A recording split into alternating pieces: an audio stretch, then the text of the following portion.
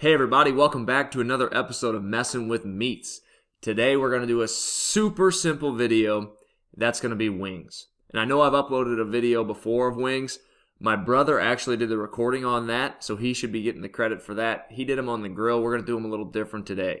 We are going to smoke the wings, then we're going to fry them just until they're golden brown and crispy.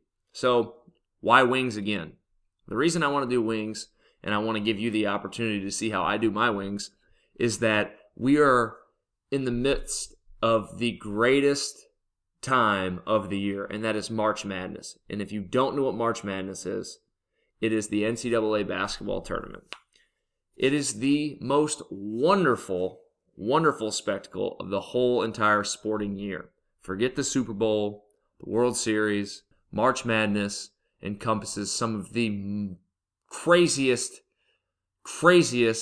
scenarios in all of sports. You have teams that have no business competing with other teams. What accompanies basketball and sports better than wings? Nothing. So, I figured I'd throw it your way.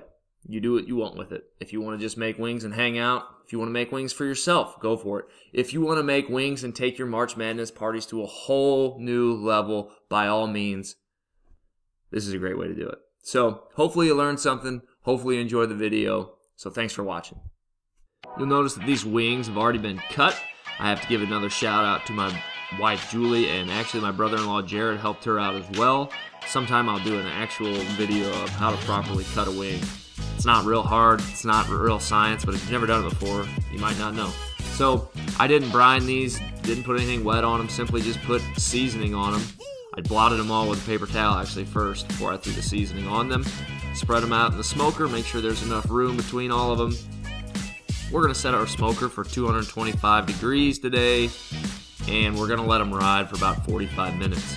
While you're waiting, I would definitely get your fryer warming up, ready to go, so that when you take them off the smoker, you can throw them in.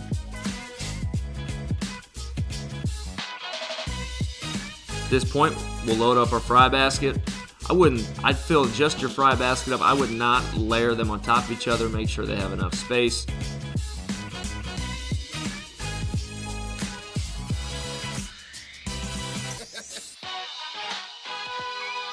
You'll drop them down.